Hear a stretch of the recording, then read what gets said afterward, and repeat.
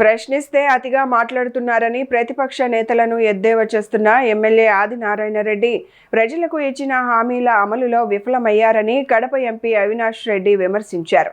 కడప జిల్లా జమ్మలమడుగు మండలం దేవగుడి గ్రామంలో మాజీ సీఎం వైఎస్ రాజశేఖర్ రెడ్డి విగ్రహ ధ్వంసం ఘటన రాజకీయంగా తీవ్ర చర్చనీయాంశంగా మారింది.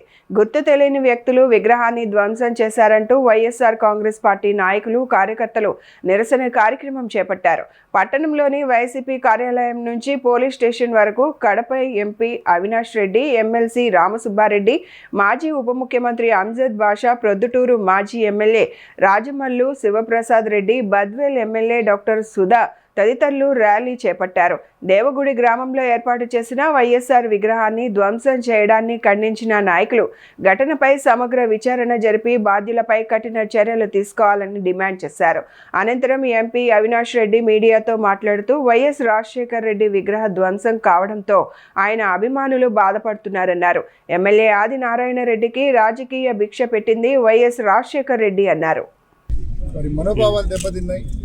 వారందరి తరఫున ఇవాళ నేను, నాతో పాటు మా రామ్ సుబ్బారెడ్డి అన్న, ఈ నియోజకవర్గ వైసీపీ ఇన్ఛార్జ్ మరియు ఎమ్మెల్సీ, అదేవిధంగా మా ఎమ్మెల్యే సుధమ్మ గారు, అదేవిధంగా మా రాచమల్లి శివప్రసాద్ రెడ్డి గారు, మాజీ డిప్యూటీ సీఎం అంజద్ బాషా గారు అందరం కూడా వచ్చి ఈ నియోజకవర్గంలోని కార్యకర్తలు, నాయకులు అందరితో పాటు పోలీస్ స్టేషన్ వరకు ర్యాలీగా వచ్చి పోలీస్ స్టేషన్లో ఇవాళ కంప్లైంట్ ఇవ్వడం జరిగింది. వీటిపైన కఠినమైన చర్యలు తీసుకోమని చెప్పి. నిజంగా ఒక్కసారి ఆదినారాయణ రెడ్డి ఏమైతే ఆలోచించాలా, అన్నం పెట్టిన చేతిని నరకడం కాదా ఇది ఆయన చేసిన పని. రాజశేఖర రెడ్డి గారి వలన మీకు రాజకీయ భిక్ష పెట్టింది రాజశేఖర రెడ్డి గారు. రాజశేఖర రెడ్డి గారి వలన ఈరోజు మీ కుటుంబం ఈ పొజిషన్లో ఉంది. అటువంటి రాజశేఖర రెడ్డి గారి విగ్రహాన్ని నరికించడానికి చేతులు ఎలా వచ్చినాయి ఆదినారాయణ రెడ్డి? నీకు, నీ అనుచరులకు ఎలా చేతులు వచ్చినాయి? మరి ఆ రకంగా విగ్రహాన్ని చూడడం అనేది, విగ్రహాన్ని 2 ముక్కలుగా 3 ముక్కలుగా వాళ్ళు చేయడం అనేది నిజంగా శోచనీయము. ప్రతి ఒక్కరు కూడా దీన్ని ఖండిస్తూ ఉన్నారు.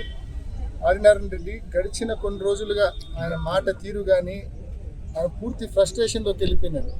2 సంవత్సరాల కూటమి ప్రభుత్వ పరిపాలనను ఉద్దేశించి వైఎస్ఆర్ కాంగ్రెస్ పార్టీ ఏదైతే వెన్నుపోటు దినం అని పిలిపించిందో, జమ్మలమడుగులో ఆ ర్యాలీ రాష్ట్రంలో ఎక్కడా లేని విధంగా దాదాపు 10,000 మంది పైచీలకు పాల్గొని ఆ ర్యాలీని విజయవంతం చేసినారు.